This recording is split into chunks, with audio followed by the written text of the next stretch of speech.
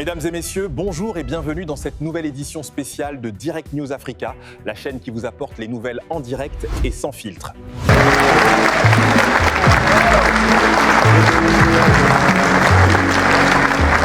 Merci de bien vouloir vous asseoir.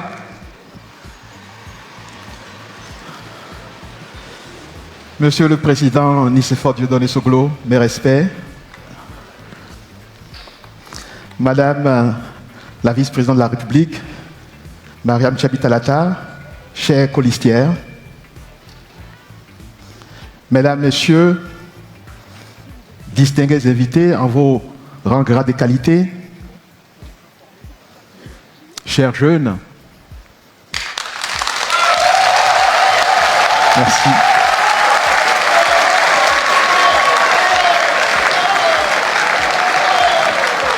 Chers concitoyens, ce que nous avons accompli ces 10 dernières années, beaucoup croyaient que ce n'était pas faisable, c'était impossible. Le fait pour un pays africain sans ressources naturelles abondantes, d'avoir la capacité de se lever, d'avoir la capacité de respecter, de tenir ses engagements dans le temps, d'avoir la capacité de dire non, quand beaucoup, presque tout le monde dit oui. Et ça a été le cas pendant la Covid, où beaucoup demandaient les annulations de dettes, tendaient la main sans d'abord regarder ce qu'ils étaient capables de faire par eux-mêmes. Le Bénin a été quasiment le seul à dire non à ça.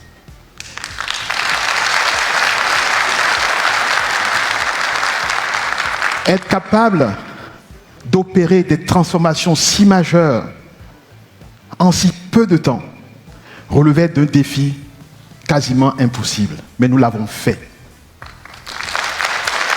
Et nous l'avons fait grâce à la vision du président Talon dans son projet de société dénommé Bénin Révélé.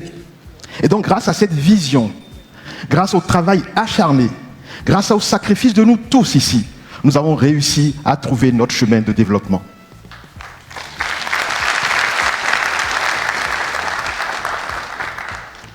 Mais le chemin du développement est un processus long, un processus par étapes. Sur ce processus long, la capacité d'un État à répondre aux attentes, aux besoins des uns et des autres, dépend également de ce qui se passe autour de nous. Il est clair, et nous le voyons tous depuis plusieurs années maintenant, la sous-région, le monde dans son ensemble traverse des crises après crises. Ces crises, mais également quelques erreurs que nous avons commises, nous ont empêchés de pouvoir apporter au plus grand nombre la prospérité que nous envisageons. Parce que nous avons pris du retard sur notre projet de société, nous entendons de plus en plus de jeunes, de femmes, nos populations dans le monde rural s'impatienter. Nous entendons de plus en plus de demandes de personnes qui ont du mal à régler les problèmes les plus basiques du quotidien. Et tant qu'il reste un Béninois qui n'a pas encore senti les fruits de la croissance dans son ménage, c'est qu'il reste encore du travail à faire.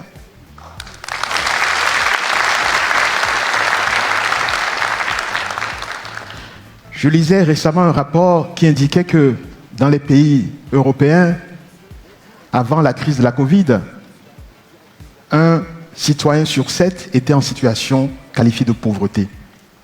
La situation de pauvreté n'est pas une réalité que africaine. C'est une réalité globale. Mais il y a pauvres et pauvres. Il y a l'extrême pauvreté. Et l'extrême pauvreté se caractérise par 5 facteurs. L'accès à la nourriture, le fait pour quelqu'un de se lever le matin et de ne pas avoir la moindre idée de ce qu'il mangera dans la journée. L'accès à l'eau potable. La moitié du poids de notre corps est constitué d'eau. Boire de l'eau des marigots, c'est se rendre structurellement malade. Ne pas avoir accès à un soin de santé de proximité. 3e facteur, se soigner. 4e, avoir un toit. Et 5e, un emploi. Et le nombre de nos concitoyens dans cette situation d'extrême pauvreté est désormais intolérable. Restez jusqu'à la fin, car la dernière information que je vais vous révéler aujourd'hui est absolument cruciale. Vous ne voudrez pas la manquer. Allons-y. La réalité de la pauvreté est une réalité mondiale. la réalité de l'extrême pauvreté est un défi que nous pouvons affronter ensemble.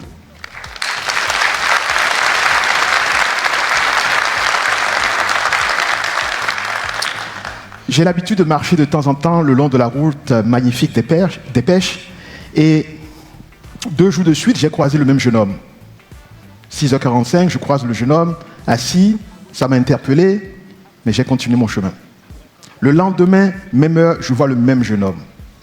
Du coup, ça m'interpelle. Je m'arrête, je l'interroge. Et je me rends compte qu'il s'agit d'un jeune venu d'une commune lointaine. Ses parents se sont serré la ceinture, sacrifiés pour lui payer des études. N'ayant pas été bien orienté, il a fait une licence en sociologie. Et ça fait 3 ans qu'il tourne en rond sans emploi. Et ce jeune homme, ce matin, je lui demande, mais qu'est-ce que tu as fait la veille? Il n'avait rien fait. Son dernier repas remontait à plus de 24 heures. Donc, la réalité de la souffrance, la réalité de la pauvreté, de l'extrême pauvreté, c'est pas loin de nous, hein. C'est là, à côté, également. De la même manière que nous avons relevé le défi de montrer que c'était capable, que nous étions capables de nous relever, de trouver notre chemin, oui, nous serons capables d'affronter le défi de l'extrême pauvreté.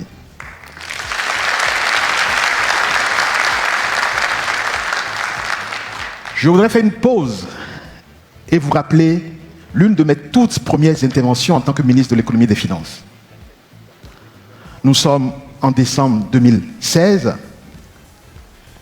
Je présentais la vision du président Talon sur la transformation de notre économie. Et j'indiquais que compte tenu de la structure de notre économie, compte tenu du rythme de progression de la population, il fallait absolument porter le taux de croissance, c'est-à-dire la vitesse à laquelle nous créons les richesses dans le pays, il fallait porter ce taux au-delà des 7%. Tant que le rythme de création de richesses ne dépassera pas ce seuil de 7%, et compte tenu de la structure de notre économie et des naissances qui viennent tous les jours, nous n'allons pas réussir à renverser le rythme de création d'extrêmes pauvres. Alors je suis heureux de vous annoncer que depuis l'année passée, nous avons franchi ce cap. L'année passée, nous avons dépassé le seuil de 7% et cette année, malgré les crises, nous allons dépasser encore le seuil de 7%.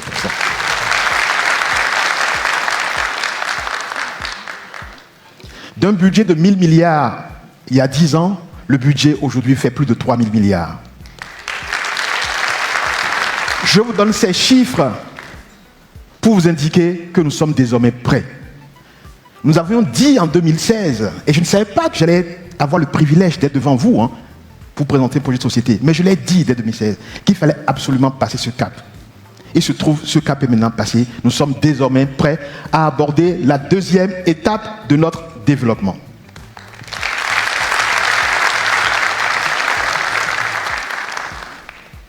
J'ai dit que le processus de développement était un processus long et par phase, et donc j'ai le privilège de vous entretenir donc ce matin sur les grandes lignes de ce projet de société qui va marquer la prochaine phase de notre développement. Le principal défi étant l'extrême pauvreté, la question était comment concentrer, orienter, diriger l'action publique pour qu'elle soit au plus proche de la population. Comment faire pour que la prospérité arrive le plus vite possible dans chacun des foyers? Comment faire pour que vous, jeunes, chacun d'entre vous, ayez une opportunité pour faire révéler vos talents? Et ce que nous proposons dans ce projet de société, dans sa première partie, vous le verrez tout à l'heure quand on vous distribuera les brochures, c'est de poser le cadre d'une nouvelle dynamique de l'action publique. Désormais, l'action publique va s'orienter autour de 6 pôles de développement régionaux. Le pays tout entier sera divisé en 6 régions. Et schématiquement, c'est les anciens départements. La première région... Si vous êtes nouveau ici, abonnez-vous dès maintenant et activez la petite cloche pour être informé de chaque nouvelle vidéo importante. On sera à Takora-Donga, nous aurons Bogwa-Liboré, Zou-Colline, Ouémé-Plateau, Atlantique Littoral, Monokoufo. Nous allons instaurer des autorités pour chacune de ces 6 grandes régions. L'idée, c'est d'établir un plan spécifique de développement de chaque région. Chaque région devra avoir un écosystème économique basé sur ses atouts, ses savoir-faire. Donc, visuellement, vous verrez un cercle qui est le moteur du développement de chaque région. Et ce moteur doit être drivé, comme on dit, dirigé par les spécificités, les atouts et les savoir-faire de la région. En plus de ce moteur, il y aura 4 axes cardinaux, 4 sujets transversaux qu'on devra retrouver dans chacune des autres régions. Il s'agit de l'agriculture, du tourisme, de l'industrie et de l'innovation. Je voudrais insister là-dessus. Quelle que soit la spécificité de la région, il faudra trouver dans chacune de ces régions ces 5 choses. L'écosystème spécifique qui tient compte des réalités, des savoir-faire, des atouts de la région. Mais il faudrait obligatoirement que les 4 facteurs que j'ai indiqués, agriculture, industrie, tourisme et innovation, soient présents dans chacune des régions. Sur l'agriculture, je démarrerai par ça. Nous avons la chance d'avoir l'activité agricole dans toutes les régions du pays. Mais il y a des réalités qui parlent. Nous savons très bien que 3 millions de producteurs agricoles, aujourd'hui, sont des actifs qui, pour beaucoup d'entre eux, sont dans un état de pauvreté. C'est des gens qui souffrent, qui travaillent, mais malgré ça, quand ils sont malades, ils ont du mal à se soigner. Quand ils finissent à 50 ans, la force les lâche, ils n'ont pas de retraite. Et nous connaissons tous les conséquences de cet état de fait. Les mariages précoces, les mariages multiples. Les enfants sont devenus la seule assurance retraite dans le monde rural. Nous pouvons mettre fin à ça. En mettant l'agriculture comme pilier transverse de toutes les régions, nous allons lancer un programme spécifique qui vise à proposer aux paysans la chose suivante. Nous voyons les paysans, nous disons, nous avons l'intention de vous accompagner pour améliorer vos rendements. Je prends le cas du maïs. Aujourd'hui, au Bénin, nous faisons entre 1 tonne 2 à l'hectare de maïs. Nous savons qu'avec un bon encadrement, avec les bons intrants, avec la mécanisation, nous pouvons aller à plus de 5 tonnes à l'hectare. Alors imaginez le paysan à qui on propose le projet suivant. Nous venons vers vous, nous vous accompagnons sur la période en apportant le package, l'accompagnement, la mécanisation, les intrants, donc les bonnes semences, les engrais. Si à la fin de la récolte, vous avez moins de votre tonne à l'hectare, on vous paye. Si vous avez plus du tonne à l'hectare, qui est votre rendement habituel, alors on prélève une partie de l'excédent, on prélève en nature, on se charge de commercialiser et avec cet argent, on fait 3 choses. 1, on met un peu de fonds de côté pour renouveler le programme pour le paysan, pour racheter l'intrant et payer l'encadrement pour la saison suivante.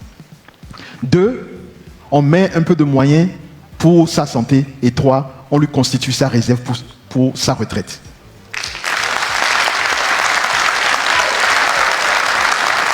En fait, beaucoup de programmes pour la prévoyance et la retraite des paysans ont échoué, notamment parce qu'il y a une réalité qu'il faut percevoir et dont il faut tenir compte.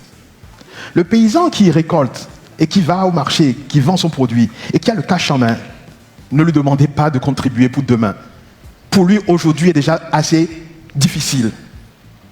Donc, il faut absolument trouver un système par lequel, 1, on commence par augmenter le rendement du paysan, et 2, on lui prélève sa récolte. Si on lui laisse la récolte, il ne rendra pas l'argent pour sa retraite.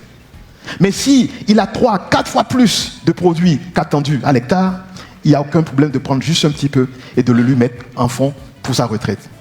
Et le paysan qui a désormais une retraite, qui peut se soigner, pourquoi à 50 ans, il irait se marier à une fille de 16 ans pour refaire des enfants parce que c'est l'enfant sa retraite? Et vous voyez ce programme qui est destiné à accompagner les paysans. Ce programme qui est destiné à sortir plus de 3 millions de nos concitoyens de l'extrême pauvreté, de la pauvreté. Mais c'est un programme qui règle également beaucoup de problèmes dans la société. Deuxième élément que nous allons trouver dans toutes les régions, c'est l'industrie. Il est évident qu'aujourd'hui, face à la démographie, au nombre de jeunes qui sont en recherche d'emploi, il est indispensable que dans chaque région, il y ait au moins une industrie. Obligation serait faite d'attirer une industrie nouvelle au moins dans chaque région.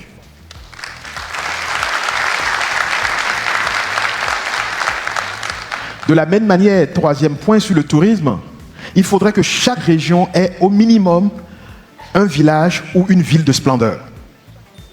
L'idée, c'est que le touriste qui vient au Bénin ne doit pas se contenter de se limiter à une partie du Bénin. Le Bénin est un, indivisible.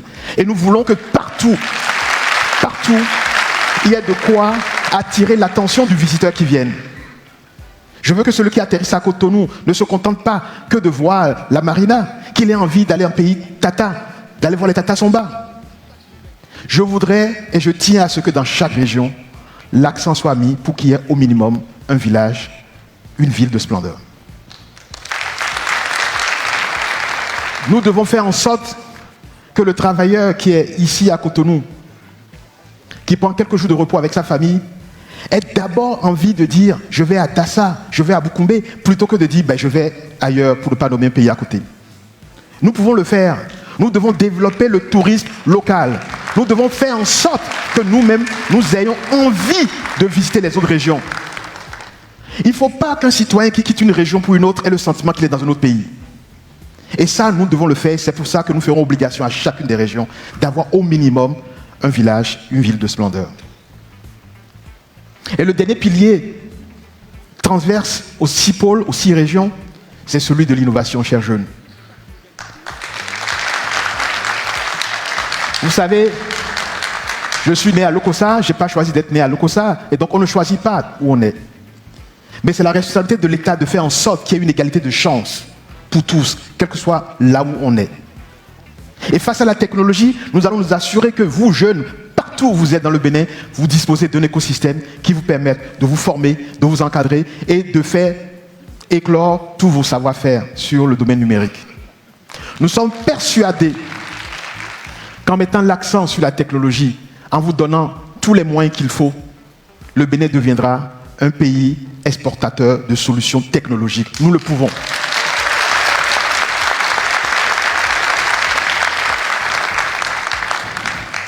Vous voyez donc, le squelette de l'action va se manifester par cette nouvelle dynamique de l'action publique, la manière dont on va conduire l'action pour être le plus proche des réalités. Et nous allons nous assurer que chaque mercredi, à chaque conseil des ministres, le sujet du développement des pôles soit à l'ordre du jour.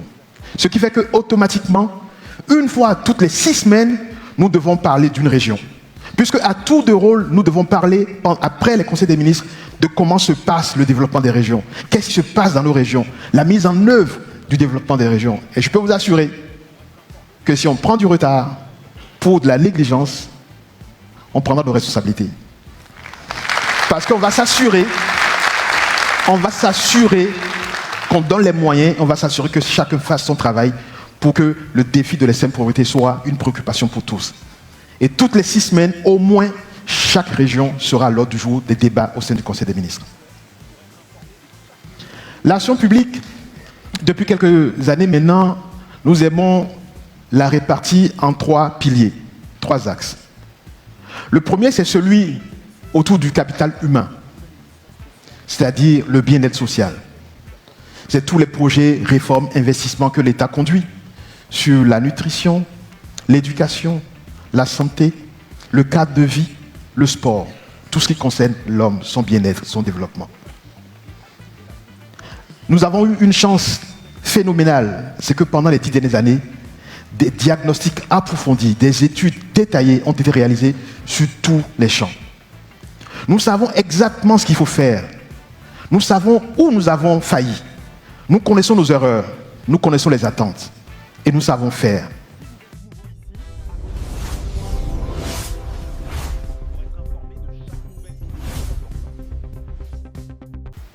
Je voudrais prendre l'exemple du secteur de la santé pour vous présenter quelques innovations, 3 innovations majeures que vous verrez dans le projet de société sur le secteur de la santé.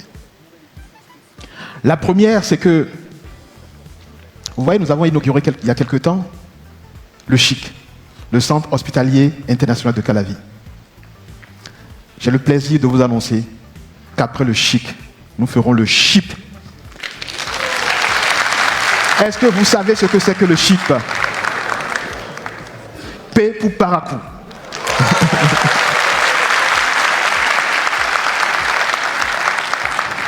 Nous allons construire le centre hospitalier international de Parakou pour que nos concitoyens du Septentrion qui ont des pathologies complexes, qui demandent des équipements de pointe, n'aient pas fait des centaines de kilomètres pour venir à Calavi. Et notre ambition, c'est que même des malades d'autres pays voisins pourraient venir à Parakou se soigner et faire de Parakou un vrai pôle de soins et de traitement des maladies complexes. Exactement ce que nous avons fait à Calavi. Après le chip, nous ferons le chip.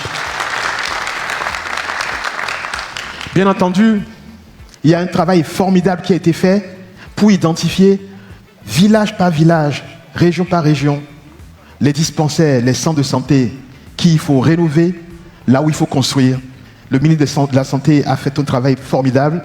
Il y a tous les financements sont en cours et tout est en cours, donc pas besoin de revenir là-dessus. Nous allons dérouler ce qui est déjà en cours et compléter par le chip.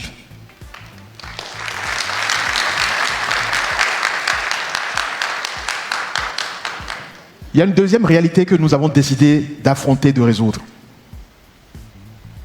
Aujourd'hui, quand vous avez une urgence vitale et vous allez dans nos hôpitaux, on exige de vous de payer d'abord. Ne serait-ce que les formalités administratives pour voir qui vous êtes peuvent vous faire perdre la vie. Désormais, de façon systématique, automatique, pour les urgences vitales, on vous soigne d'abord.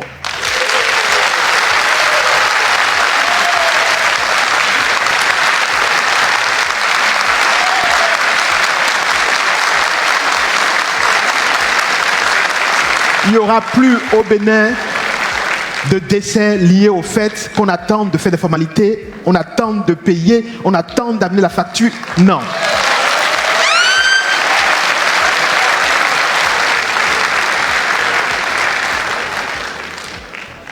Et ça sera fait, vous savez, c'est ça la beauté d'être en continuité.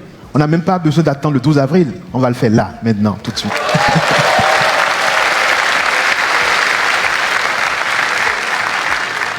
Et la troisième chose, c'est que vous voyez, nous avons des réalités qu'il ne faut pas ignorer. Beaucoup de nos concitoyens font confiance aux plantes, se soignent avec les plantes. Ce n'est pas seulement en milieu rural, hein. C'est partout. Mais nous savons également qu'il y a des problèmes de contre-indication, des problèmes de posologie qui font que malheureusement, beaucoup de nos concitoyens décèdent en utilisant la tradition. Décèdent en utilisant des plantes qui en soi ont des vertus, mais s'il y a des contre-indications et la posologie n'est pas respectée, vous aggravez votre cas.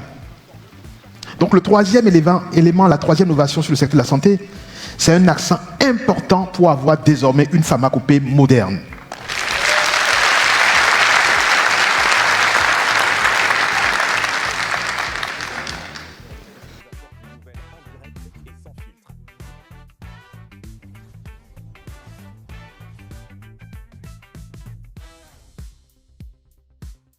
Si vous êtes nouveau ici, abonnez-vous dès maintenant et activez la petite cloche pour être informé. Sur le deuxième pôle de l'action publique, celui de la création de richesses, comment nous créons les richesses, comment nous distribuons les richesses. Sur ce deuxième pôle, je voudrais aborder deux sujets. Le premier est celui de l'inclusion financière et le deuxième sera les arts et la culture. Sur l'inclusion financière, beaucoup de propositions sont dans le projet de société, mais j'ai vu trop de personnes dans mes tournées dans le pays qui me disent « Oui, vous avez mis de l'argent pour la microfinance, mais moi je ne sais pas lire, je ne sais pas écrire.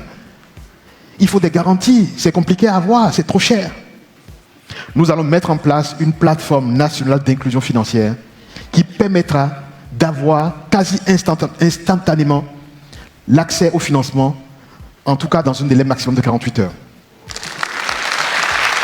Nous allons utiliser la technologie et l'intelligence artificielle pour permettre directement sur votre mobile, de façon dématérialisée, d'avoir votre crédit de 50 000 à 50 millions rapidement.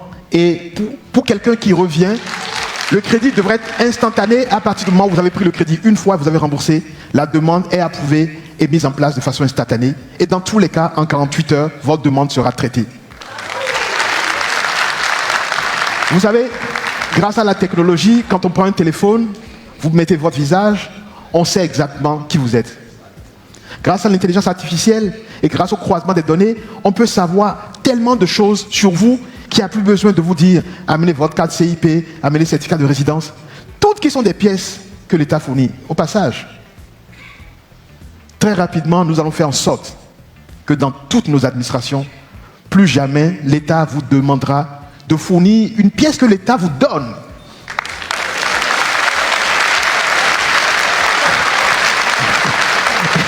Je vais renouveler mon passeport. Je suis devant l'agent. Il me dit certificat de nationalité, casier judiciaire, certificat de résidence. Tout ce qui sont des documents que lui-même doit te donner, mais il n'a qu'à te le donner.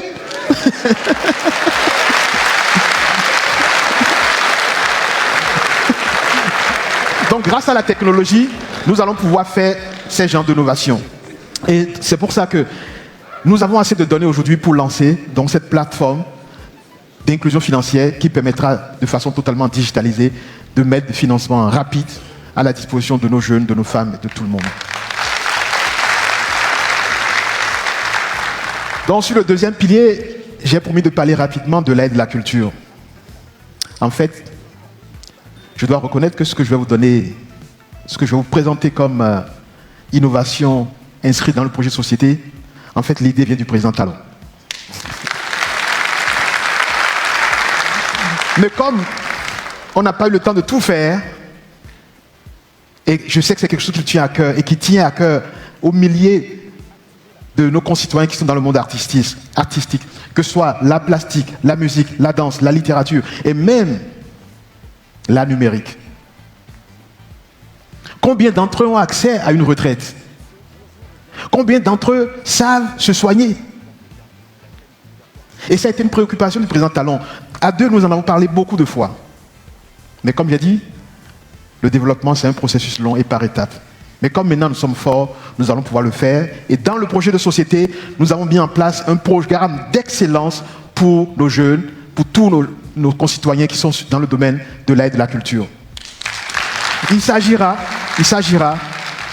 par un processus transparent et rigoureux, de choisir chaque année un certain nombre d'artistes à qui nous allons faire deux choses.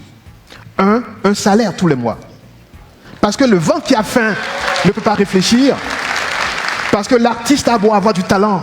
Si son enfant est malade et qu'il cherche de l'argent pour aller le soigner, il va arrêter son art et même vendre l'œuvre incomplète, histoire de faire face à ses besoins immédiats. Donc nous allons donner un salaire aux artistes et leur dire, pendant la période où ils sont dans le programme, ils doivent se concentrer sur l'excellence de leur art, l'exercice de leur art, l'approfondissement de leur art. Et la deuxième chose qu'on va lui apporter, c'est de dire, parfois on a beau avoir du talent, mais il manque un peu d'encadrement pour que notre art puisse être exportable, pour que notre art puisse être aimé, apprécié par d'autres personnes de cultures différentes. Nous allons apporter cet accompagnement également, en plus du salaire qui sera donné aux artistes et tout le secteur des aides de la culture.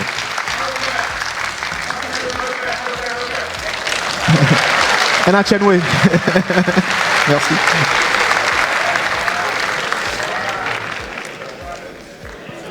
Le troisième pilier qui reste dans l'action publique, c'est celui qui concerne nos institutions, les libertés fondamentales, la démocratie, la sécurité. Et sur ça, je voudrais vous dire tout mon engagement à être garant des libertés individuelles, à respecter nos institutions, à respecter la démocratie. Nous allons maintenant entamer une phase de stabilisation de ce que nous avons fait sur ce pilier depuis les 10 dernières années. Ce que nous avons mal fait, ensemble dans le dialogue, nous allons rectifier ce qui a rectifié.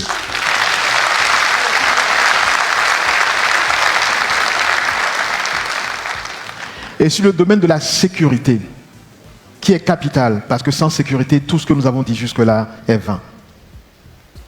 Sur le domaine de la sécurité, nous allons faire 3 choses nouvelles qui en réalité nouvelle, c'est trop dire en fait, c'est de l'approfondissement de ce que nous faisons déjà. La première chose, c'est doter nos forces de défense-sécurité d'équipements de dernière génération, davantage de technologie. En réalité, c'est déjà en cours, mais c'est des procédures qui durent longtemps, mais dans quelques temps, nous allons pouvoir doter nos forces de défense-sécurité d'une capacité à voir jusqu'à quelques centimètres près ce qui se passe sur toutes nos frontières. Nous allons leur permettre de pouvoir anticiper sur l'ennemi qui s'approche. Nous allons leur permettre d'être beaucoup plus réactifs quand on est attaqué.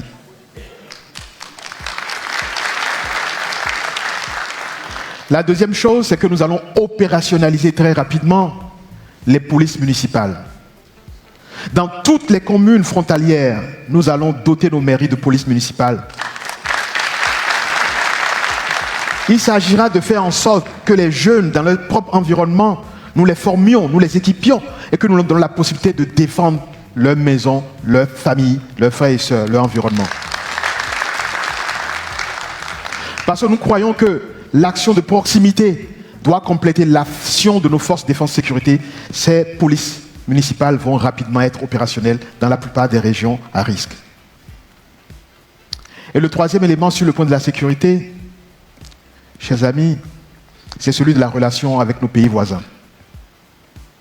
On a beau faire tout ce qu'on vient de dire, si nous ne collaborons pas davantage avec nos voisins, si nos voisins ne collaborent pas davantage avec nous, nous allons déplacer temporairement le problème et le problème reviendra encore vers nous. Il y a aujourd'hui des enjeux tels que la sécurité, les enjeux tels que la pauvreté de masse, les enjeux tels que le défi de la jeunesse, qui sont trois enjeux communs à tous les pays de la sous-région. Nous devons nous parler, nous devons aborder ces trois défis ensemble de façon obligatoire. Nous n'avons pas le choix.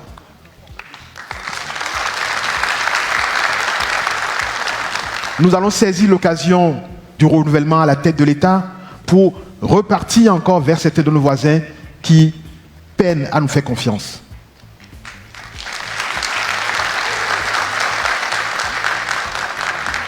La nature nous a fait voisins et on ne pourra rien y faire. Autant collaborer davantage, aller plus loin dans les échanges pour apporter plus vite la prospérité, la sécurité pour tous.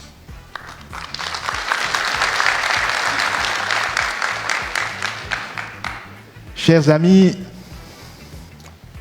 je voudrais vous dire que j'ai une chance unique d'être en ce moment même votre agentier.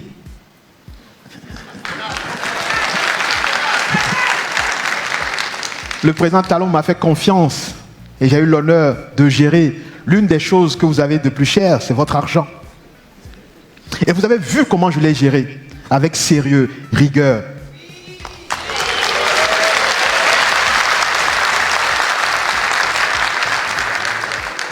Je peux vous assurer que si vous me faites confiance, je ferai le job avec le même sérieux, avec la même ardeur.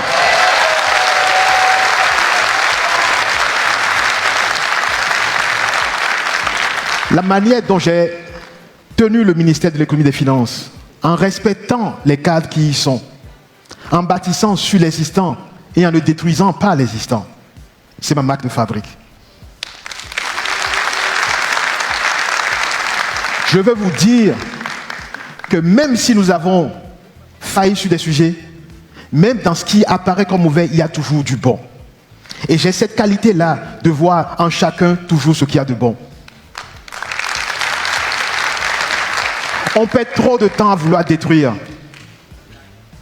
Nous allons stabiliser, nous allons amplifier et parfois rectifier quand on se rend compte qu'on a mal fait, parce que l'erreur est humaine. Je veux vous donner l'engagement que je vais servir avec intégrité, avec courage, avec constance. Je suis persuadé qu'en me faisant confiance, nous allons aller plus loin ensemble. Je vous remercie.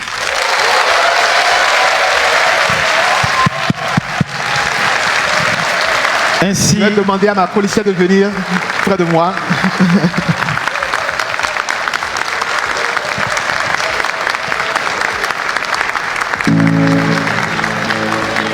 Ainsi a parlé Romuald Wadaï dans la peau de l'homme d'État qu'il souhaite devenir avec votre onction. On va saluer ensemble.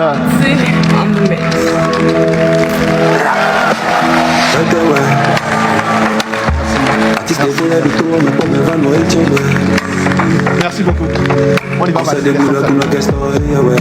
Romuald Wadaï,